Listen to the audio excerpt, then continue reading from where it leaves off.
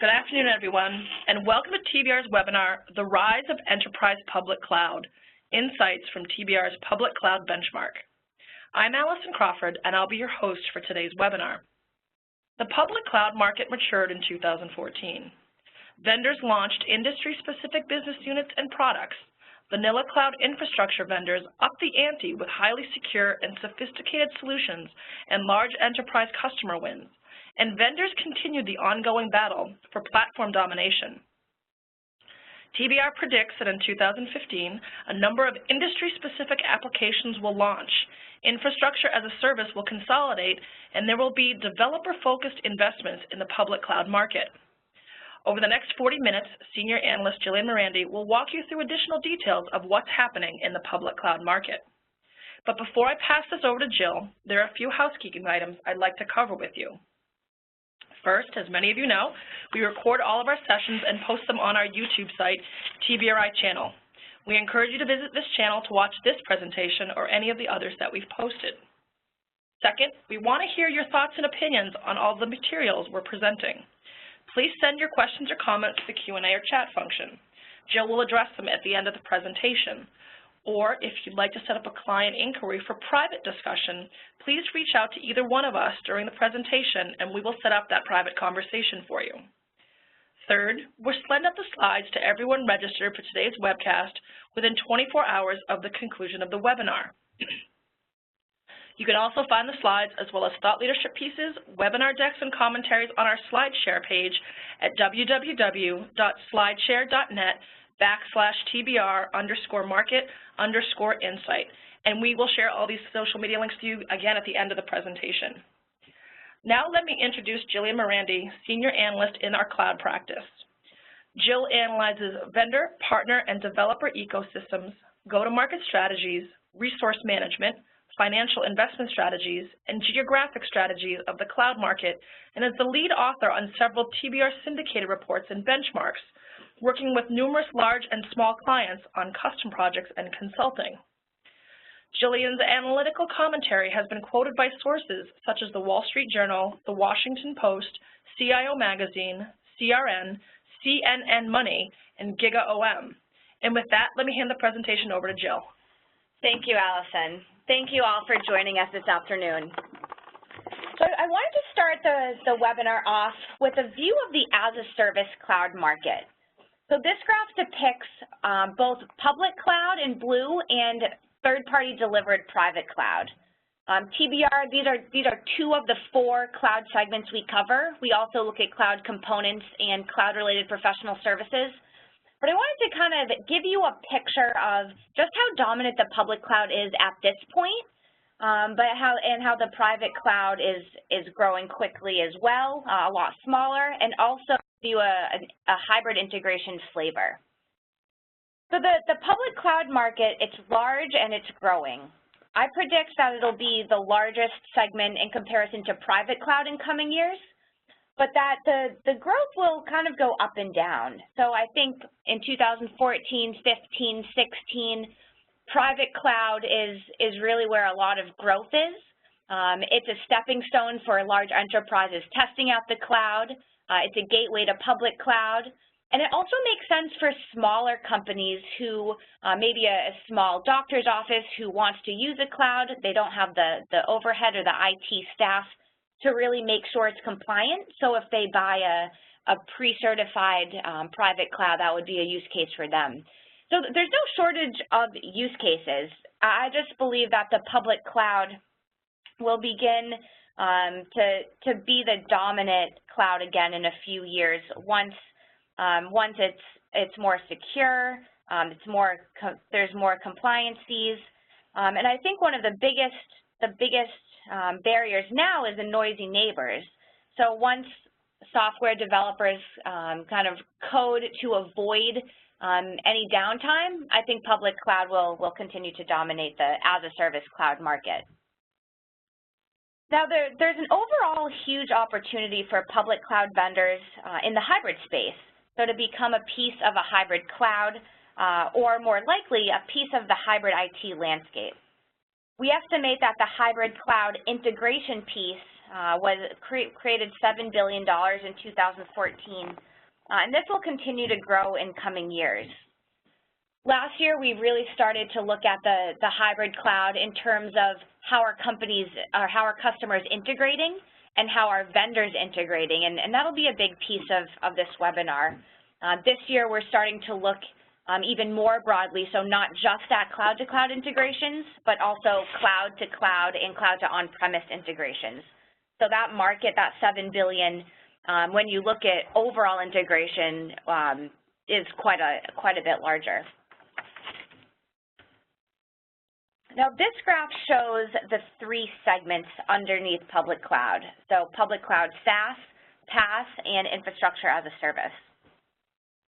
SaaS will remain the largest segment. Right now, it's very similar to the software market where it'll be dominated by a few large vendors. So the larger vendors, Salesforce, Microsoft, they are making up an increasing percentage of volume of this segment. But there is a huge number of small niche applications, either horizontal additions to major solutions or vertically customized solutions. So there's no shortage of these smaller vendors, but I think over time the larger vendors will dominate this space, and they'll continue to be able to charge a premium for those services. Now, on the infrastructure side, I think usage will likely mirror SaaS, so it'll be highly adopted, but price drops and overall commodity pricing will drive the revenue down. So while usage will continue to increase at a rapid pace, the lower pricing offsets that revenue. Now, the third category is the dark blue middle line, the platform as a service. The platform space is growing in importance as the platforms, they're all trying to simplify development and really enhance development to bring in those developers, either developers that are building third-party apps or running their entire business on a certain platform, or ISVs migrating over to cloud. So there's a huge push right now by the platform as a service vendors or platform as a business units. And I think 2015, there'll be a lot of shakeout, and right now there's not clear winners and losers, but I think there will be over the next few years. So here's a snapshot of 3Q14 public cloud revenue growth versus corporate growth. The x-axis is the year-to-year public cloud growth. The y is corporate growth. The bubble chart represents the quarter of public cloud revenue, and the blue lines are the averages. This chart also depicts only the vendors that generated $400 million in public cloud revenue over the trailing 12 months. But the average lines are the overall averages. Now, what I want to point out here that is new for this quarter and for 2014 is that for the first time in a few years, public cloud revenue is really beginning to drive up corporate revenue. So we've been talking a lot over the past few years that, yes, license revenue is being cannibalized, but public cloud is growing extremely quickly. Okay, great, but it was growing off such a small base, it was still negatively affecting corporate revenue, which plummeted a lot of companies into flat or negative growth. Now we see it's starting to look up. So if you look at the chart in the upper right, 3Q11, cloud is here. Enterprises aren't really taking it seriously, and I don't really think a lot of the vendors knew it would have such an impact. Of course, Microsoft, IBM, a few of the traditional IT vendors were investing in cloud, but I think you know, it hadn't really affected corporate revenue too much. Then you look at 3Q12, 3Q13. Amazon is doing extremely well. Salesforce is here. There's ServiceNow taking share from HP and BMC.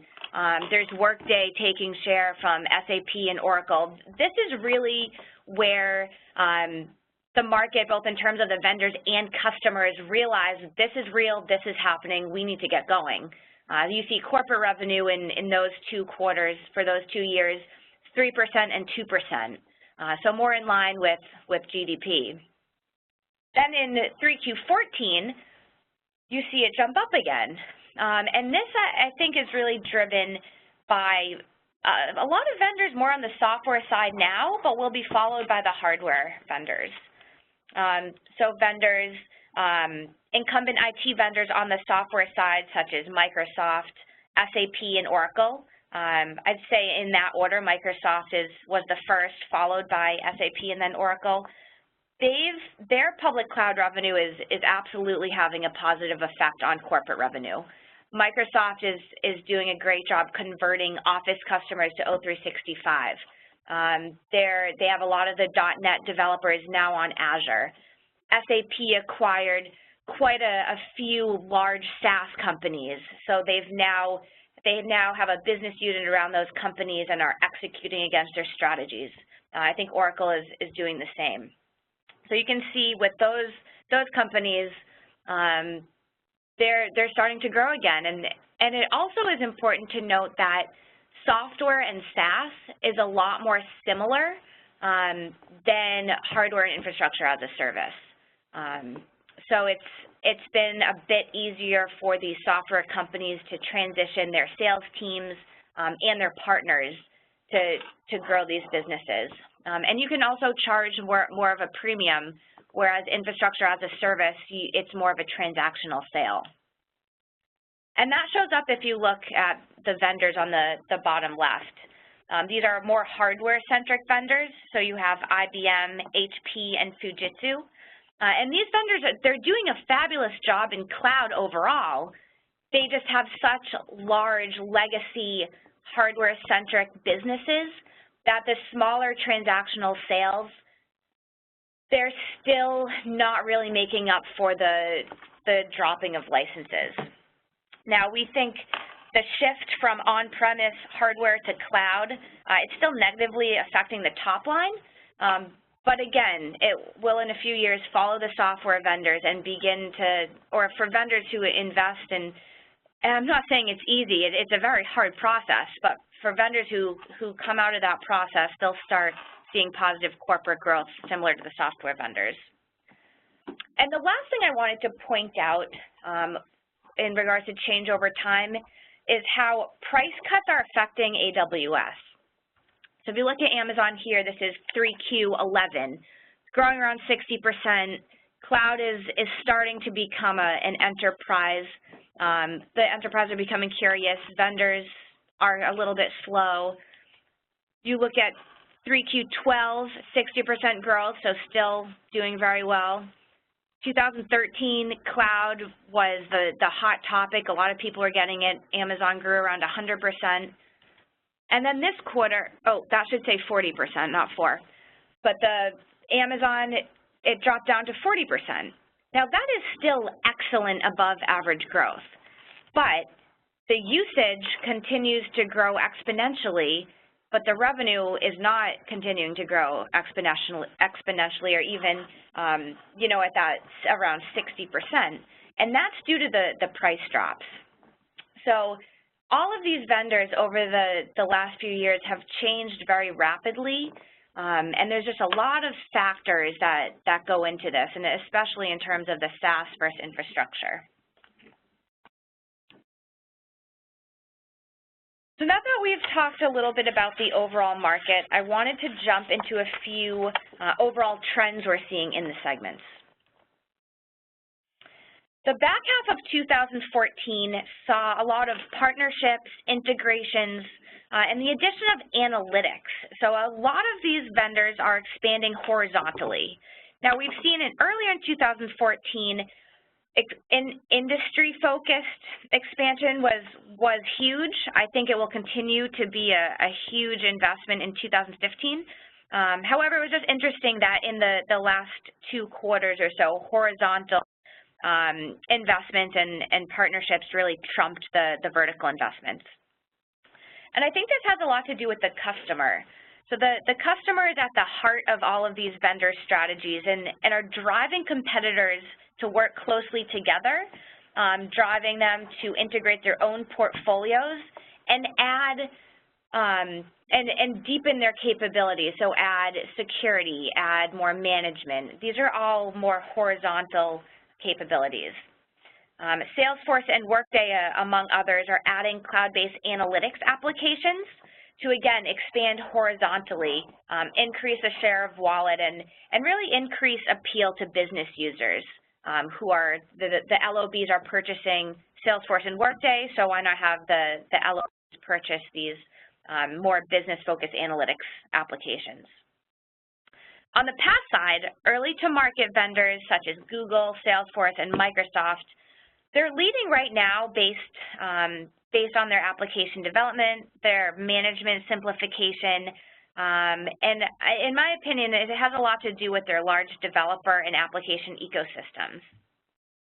To simplify the development, vendors are automating the deployment process and management, opening up APIs, expanding language support, and adding containerization as evidenced by the growing number of Docker partnerships and support. Now, Amazon is a big player in the PaaS space, but since they are not charging for Elastic Beanstalk, we kind of leave them out of this space, but they will be in the discussions. Now, lastly, on the infrastructure as a service side, although price remains highly relevant, the hybrid cloud options and integrations are quickly moving up the scale of importance. So we'll talk about how traditional vendors are doing very well in hybrid cloud, and kind of some of the challenges that the public cloud vendors face.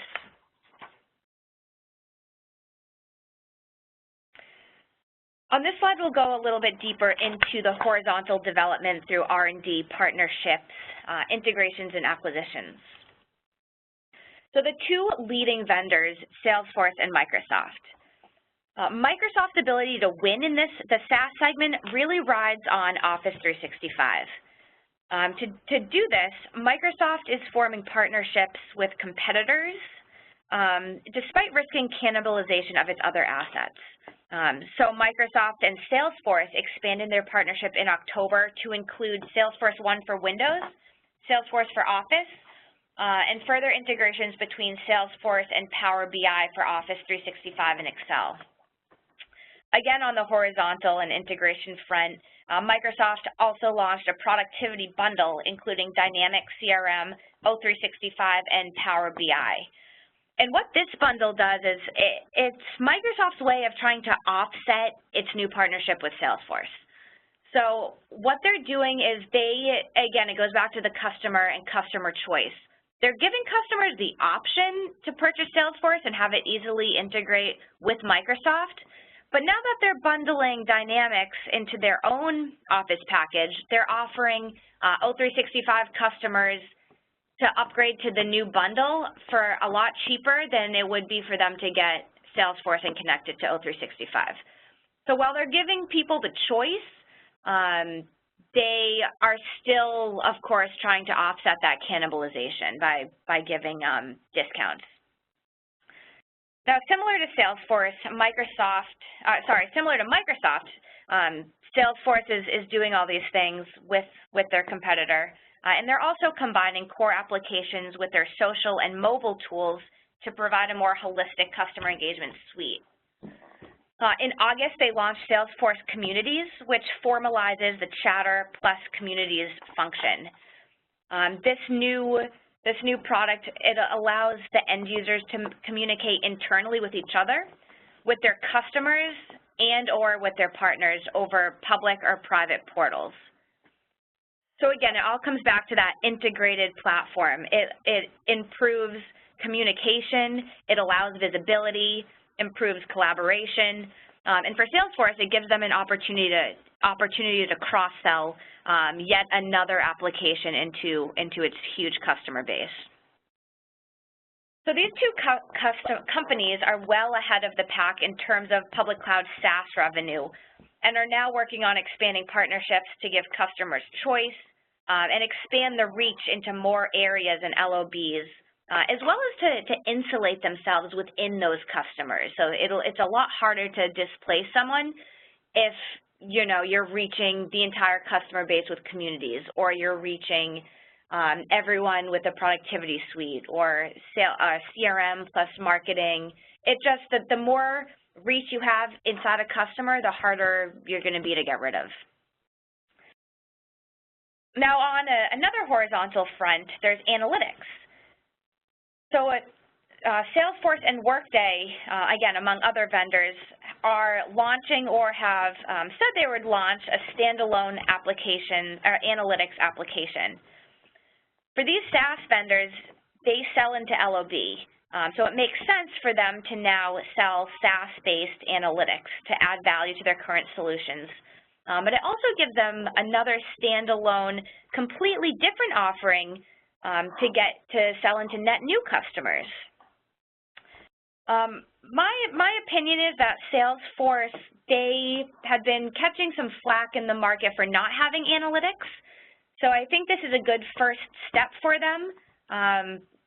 But I think right now it's more of a data visualization tool. It's beautiful, it points out trends, but I think that they still have quite a ways to go to really be competitive in this market. Workday, their analytics solution will be a little bit more around predictive analytics, so they're a bit farther ahead, but again, we'll see once the product launches.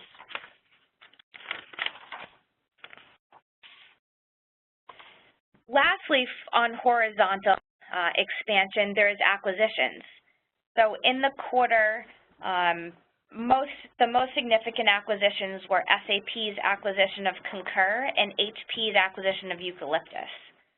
Now, both of these acquisitions deepened core capabilities, and I think Eucalyptus is especially interesting because it enables applications developed on AWS to now run in an HP environment or a Eucalyptus private cloud environment.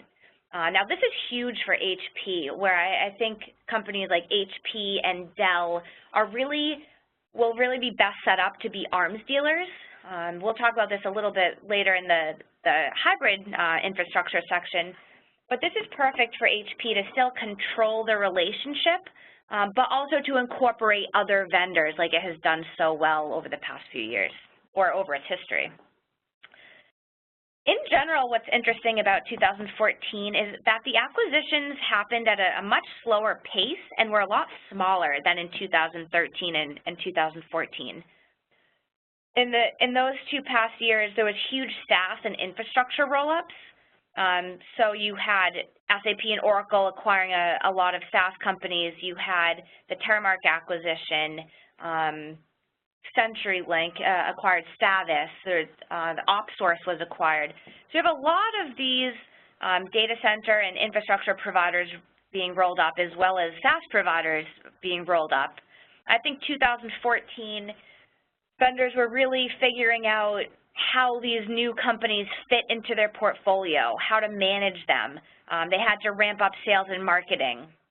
I think 2014 was a year of execution, which is reflective in the corporate revenue growing as well as cloud revenue continuing to do well.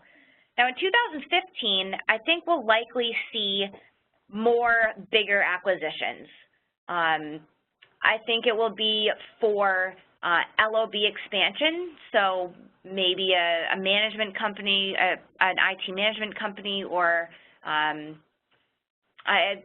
acquisitions in other LOBs, as well as in the infrastructure space.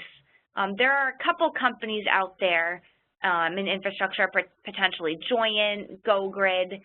There's been talks of Rackspace, so that, you know, might be a good option for them. But I think 15 will definitely see the acquisition start to pick up again.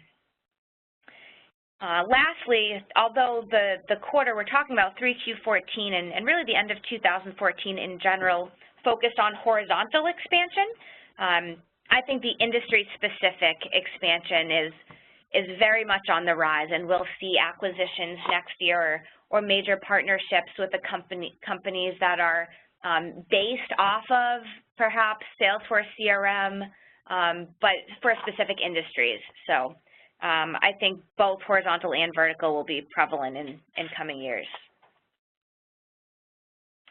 Now to jump into the PaaS space. So there's two schools of thought happening in PaaS right now. The first is the more traditional platform as a service that gives parameters around what you can develop, how you can develop it, what you can use, but makes things a lot easier. Examples here would be Force.com, Google App Engine, and Heroku. Again, it's easier, and more things are pre-built for you, which makes it easier, yes, but a lot harder to move an application. So if something is pre-built for you that automatically happens, it's going to be a lot harder to go to a different platform and build the capabilities you might already have, and it would be just more customized.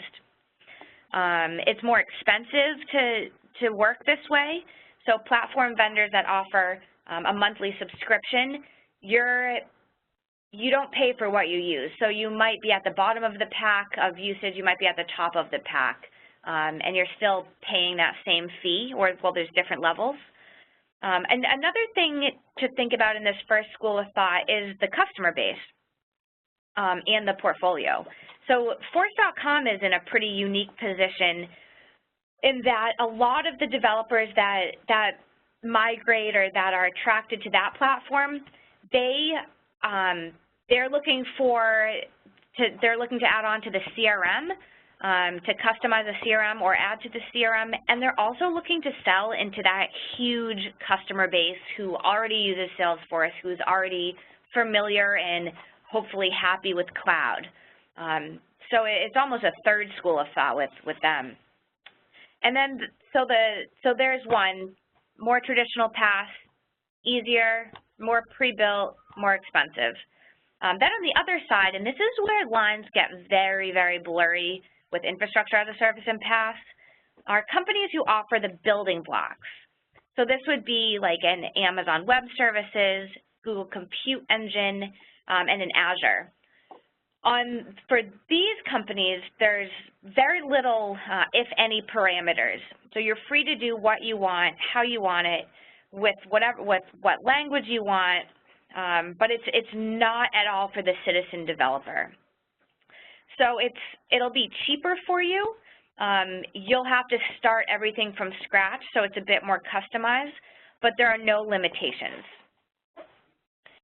What school will win? I think that this is where it's going to have to shake out in 2014. I think the use cases will be huge, and also just who you want to develop. So we were talking about it before with Force. Salesforce sells to LOBs, so they of course want to make it a lot easier for an LOB type person to develop as opposed to an R&D or an IT person. So now we'll talk about what these vendors are doing. Oh, went too fast. So Microsoft, it's growing its PaaS revenue through use cases. So most recently, it's been messaging Azure's Internet of Everything use case and its viability for analyzing data. In April, Microsoft announced the Azure Intelligent System Service, which collects and manages data from devices and routes it to Azure HD Insight, Power BI, or any partnered third-party developed analytics tools. They also announced new event processing for Azure, such as Azure Event Hubs and Stream Analytics, to help users gain insight from data gathered through sensors and devices. So as you can see, this is really a platform use case built right around that BI and Internet of Everything space. Now, Salesforce is trying to ease integration between Salesforce apps and customers' legacy systems to enable hybrid IT, as well as to promote the citizen developer. And again, what I mean by citizen developer is someone who doesn't have an IT background or an R&D background, but who can simply drag and drop to make pretty simple applications. In November, Salesforce launched Salesforce One Lightning Connect, which is a tool within the Salesforce One Lightning that enables customers to integrate more easily with back office workloads such as ERP or HCM. Now again, this integration doesn't require any coding, so business users can connect data using this app, which is great and geared towards those LOBs.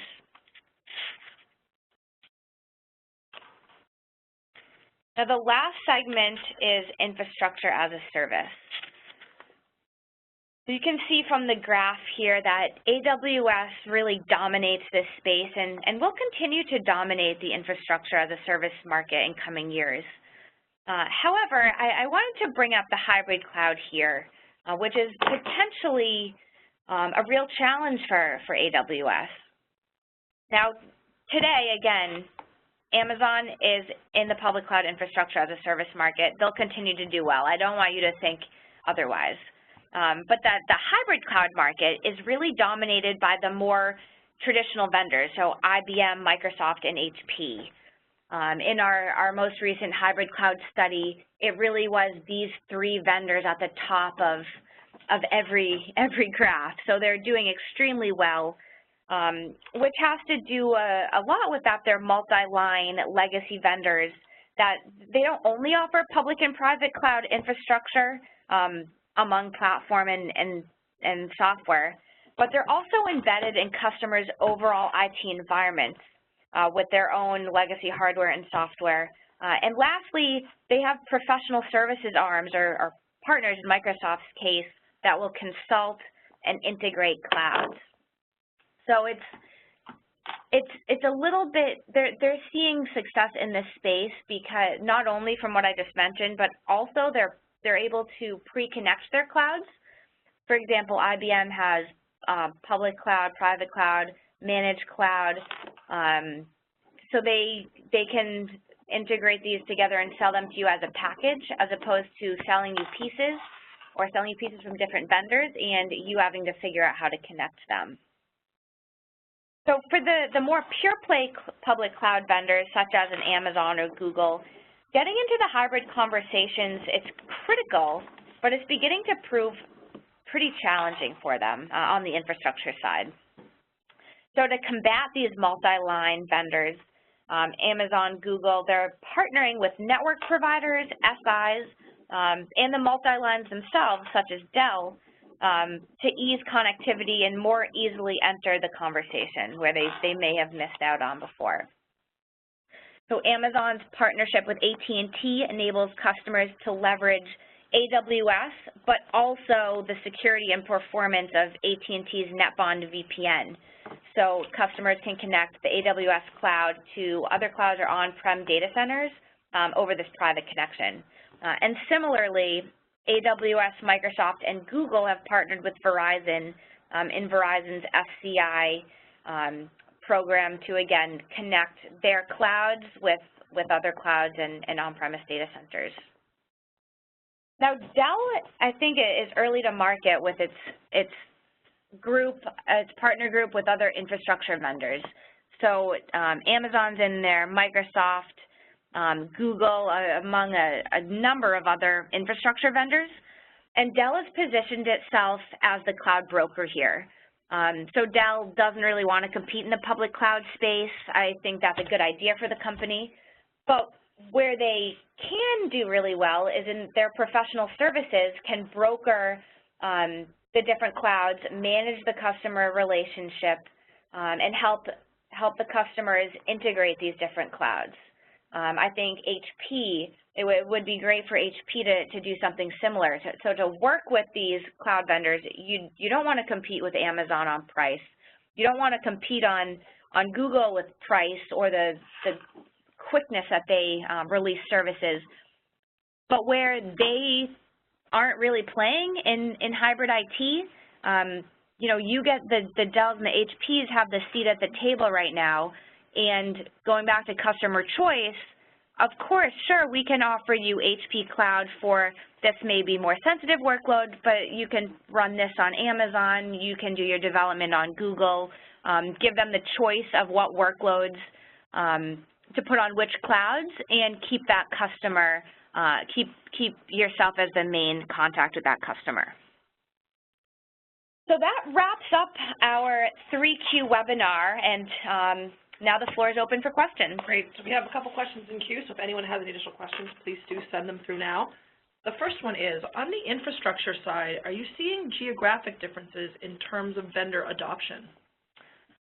Sure. So I think the biggest, China is the biggest place right now where we're seeing differences. So when we do our semi-annual cloud adoption study, China's reacting a lot differently, both in terms of vendors and adoption. So they're migrating workloads to private clouds and hybrid clouds faster than Europe and North America. And they're also using more local vendors, which isn't really a surprise given the nature of the country, but I was a bit shocked because Amazon and HP, IBM, Microsoft, they're all making huge plays in China, and they're partnering with local vendors to do so.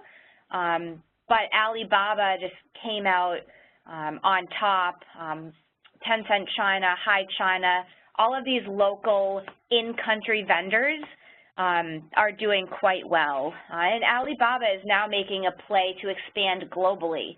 They opened their first offshore Chinese data center in Hong Kong, and that's going to start letting global clients use them. And also contracting is a bit tough. So even if you have an AWS contract, and this is similar for other vendors, it's a completely new process, a new contract when you go into China. So I think that's probably the country where I'm seeing the most differences.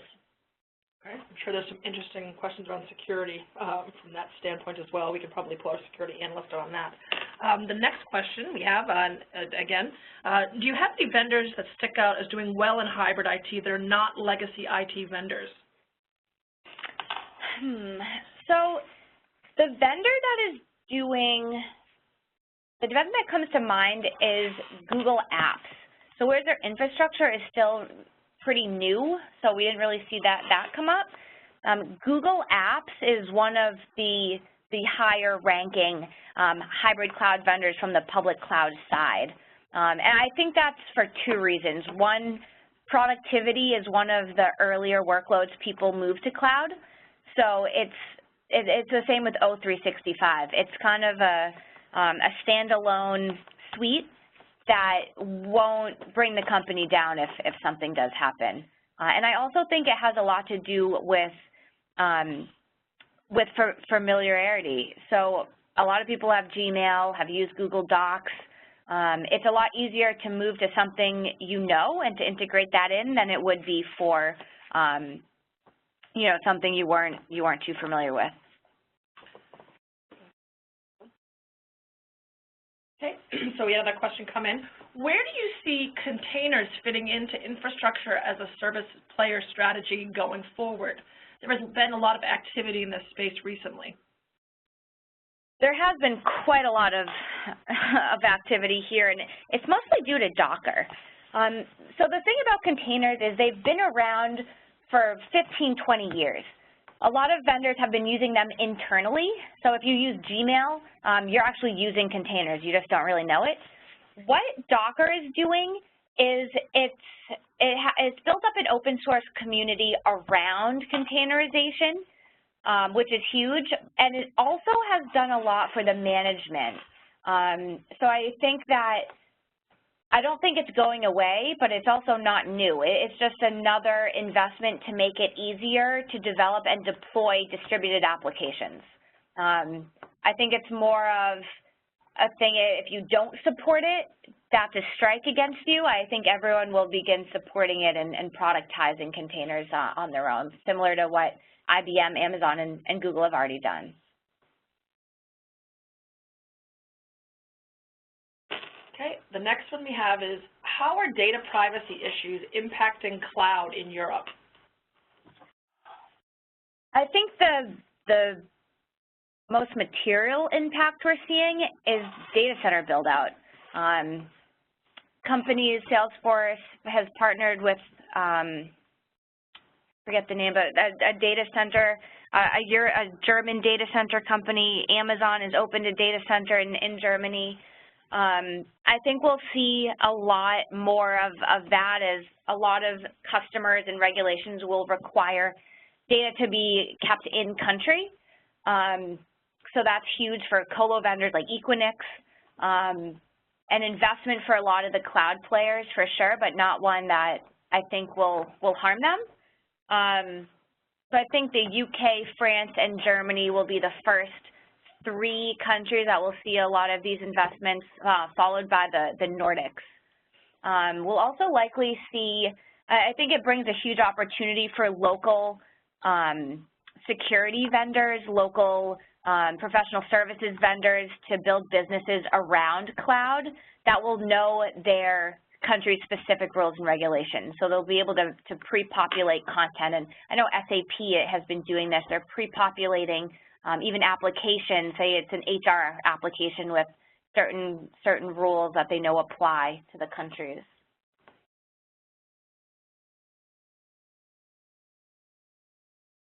Okay, so we do have a hard stop at 1:45 today, unfortunately, so we're going to try to get 1, maybe 2 more questions in. So those of you who sent through questions now, if we don't get to it today, we will follow up with you. Next question, Jill. In the infrastructure as a service space, do any of the open source vendors have an advantage over the legacy proprietary software players? So right now, open source seems almost more idealistic. The developers, they like open source. They like it a lot. It makes sense. But there's such a huge community around AWS and around Google and the .NET developers that are with Microsoft. There's huge communities that already work and are experts on certain platforms. I think the open source is huge for new developers and the next generation of developers, but right now it's been a little bit slow to take off. So yes, I think it's good. I think especially with IBM and HP and Cisco all supporting OpenStack, that's great. But you also have to keep in mind there's also huge open source communities around the proprietary infrastructure vendors. So it's really a matter of migrating developers from what they know to something new, which is why I think the next generation of developers, it's going to be more important for. Okay. Looks like we're pretty much out of time. There's a couple things I want to tell the folks on the audience because it is 1:44 and we have another client call in a few minutes. So before I start telling you about the fabulous social media links and how to engage with us, I want to let everybody know on the phone about some other upcoming webinars that you'll probably be interested in. There's 2 webinars around our managed cloud services research that's on the 28th of January. I want to encourage you to attend that, as well as our research on a webinar on our research on hybrid cloud on February 12th. So you can go to the WebEx page and register for those webinars if you haven't already. One that you will probably be very interested in, TBR is doing a series called Future Fridays around predictions around what's happening not only in 2050, but longer-term predictions around 8 of the taxonomy areas in our portfolio. Cloud is one of those. And so there is free research on our website right now. There's a 2015 cloud predictions document that you can download. And then we'll be doing the webinar on February 6th. So I do encourage everyone to go out and get that. So with that, I'm going to start to wrap up the conversation. So thank you, Jill, for your time today, and thanks for everyone for your questions and attending the call. As always, here are all the social media links that you guys can use to follow not only Allan, who was not here today, and Jillian on Twitter, as well as TBR, and then all of the links where you can get access to all of our free content across SlideShare, YouTube, and LinkedIn. And I do encourage you to reach out to Jill on LinkedIn and connect with her. She loves to talk to our customers as much as possible, so do that. I'm going to leave the chat function open for another minute or so in case there's any last-minute questions you guys want to get in before we hang up, or if you'd like to speak to Jill, we can arrange that as well. And then on your way out of the webinar, as many of you have seen in the past, because I see a lot of familiar names, please do fill out the survey in terms of how valuable was the content, how good was Jill, she loves to have her ego stroked, and if there's any other open-ended comment you'd like to give us around what you'd like to see in these webinar presentations, because we do realize your time is valuable and want to make sure that you're getting the most out of these presentations. So with that, I'm going to say thanks to everyone and have a great rest of the week, and we'll see you hopefully on the 28th for the next cloud webinar series from TBR. Thanks, everyone. Have a great afternoon.